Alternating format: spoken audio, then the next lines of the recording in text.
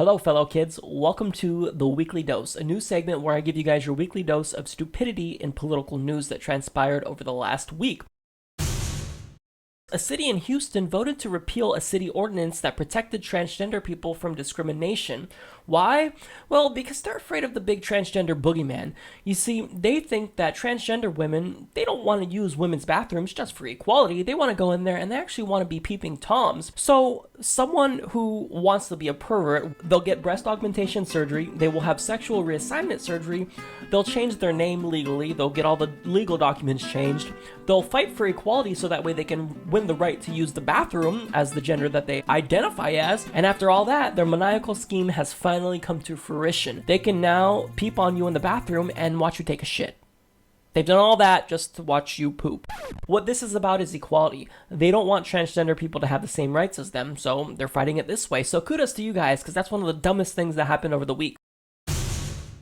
Paul Ryan, the new Speaker of the House, demanded that he has extra family leave as one of the terms to become Speaker of the House. Now, when it comes to whether or not he'll allow other Americans to take time off with their families, here's what he had to say. You said that you wouldn't take the job if it interferes with your family time, which has opened up a national conversation about the importance of spending time with your family.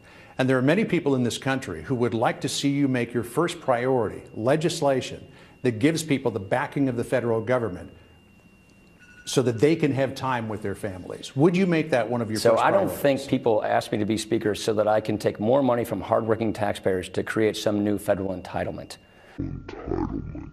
What's his moral barometer? Where is it at? It's nowhere. No, that's an entitlement. You see, I'm entitled to that, but you American plebeians aren't. I mean, you guys don't work very hard. What do you work, 50, 60 hours per week? Maybe you should work like me, and then one day you can become Speaker of the House, and then you can request family leave. I don't know if you've heard about me, but I'm really special. You guys aren't. So I get all that privilege. I get the entitlements, but you guys don't get anything. So this is what's going on in Paul Ryan's mind as he tries to twist himself into a pretzel to justify this hypocrisy.